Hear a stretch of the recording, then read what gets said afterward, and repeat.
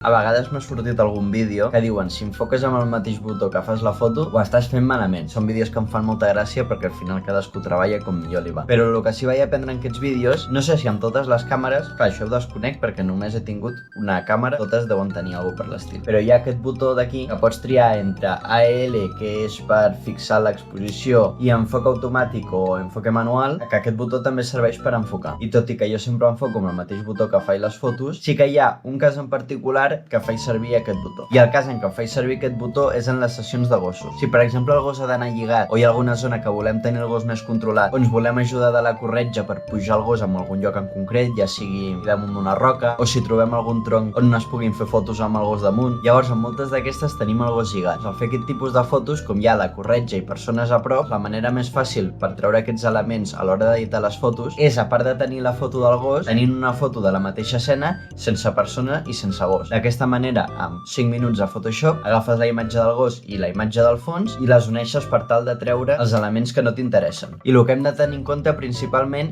és que el fons en les dues fotografies ha d'estar desenfocat de la mateixa manera. Llavors, quina és la manera de desenfocar el fons d'una foto on no tenim el gos ni cap element que ens serveixi com a punt d'enfoque? El meu procediment és enfocar el gos, fer la fotografia i sense deixar d'apretar aquest botó, si està enfocant el gos i tinc el gos a 2 metres, doncs mentre deixi apretat aquest botó la càmera estarà enfocant a 2 metres, demano a la persona que està amb el gos que s'apartin i sense deixar d'apretar aquest botó torno a fer una foto per tenir un fons net. Òbviament, com són fotos amb alçada, els fons no són exactament iguals, però a l'hora d'eliminar distraccions de les fotografies sempre és molt més ràpid fer-ho d'aquesta manera.